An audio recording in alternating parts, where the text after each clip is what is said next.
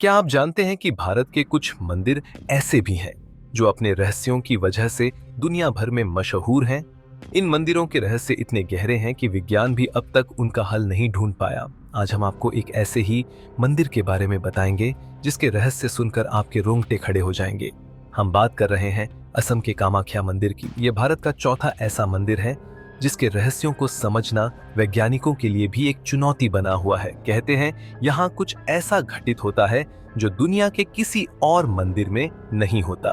क्या आप जानते हैं कि इस मंदिर का गर्भगृह अपने आप रक्त से भीग जाता है? लेकिन यह रक्त कहां से आता है, कोई नहीं जानता। कामाख्या मंदिर को देवी सती का सबसे महत्वपूर्ण शक्तिपीठ माना जाता है। कहा जाता है कि यह वही स्थान है जहां माता सती का योनि अंग गिरा था। यही कारण है कि इस मंदिर में देवी की पूजा किसी मूर्ति के रूप में नहीं बल्कि एक योनि कुंड के रूप में की जाती है। अब सबसे चौंकाने वाली बात, हर साल जून महीने में जब अंबुबाची मेला लगता है तो मंदिर के गर्भगृह में स्थित पत्थर से रक्तस्राव होता है। मंदिर प्रशासन इसे देवी का मासिक धर्म मानता है और इस दौरान मंदिर के पट बंद कर दिए जाते हैं।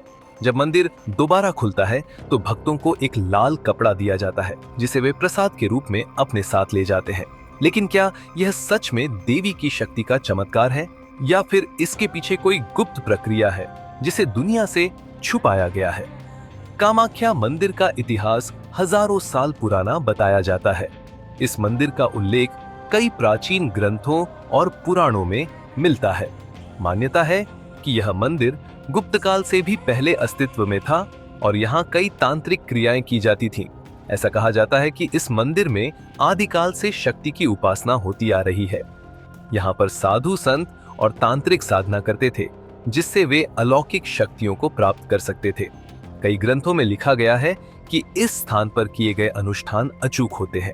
लेकिन यह भी माना जाता है कि जो इस रहस्य को समझने की कोशिश करता है उसे कई अनजानी शक्तियों का सामना करना पड़ता है।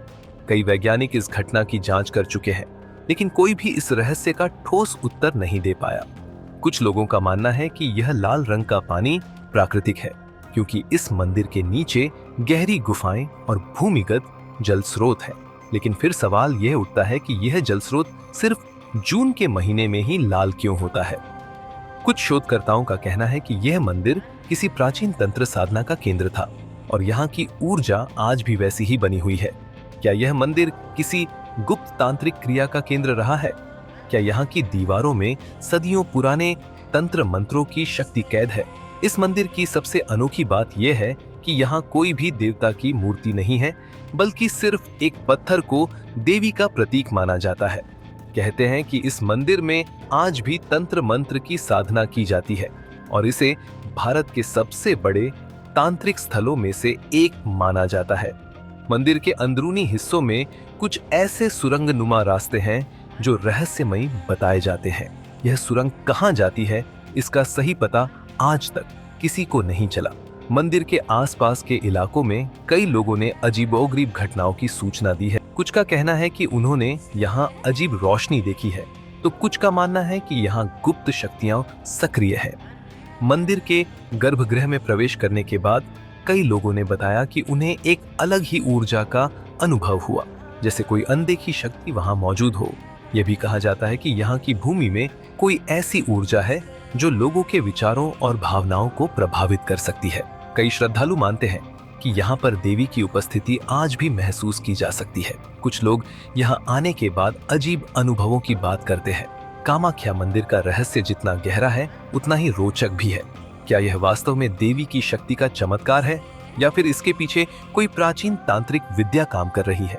इतना ही नहीं, इस मंदिर से जुड़े कई और रहस्य भी हैं जिनका पता लगाना अभी बाकी है।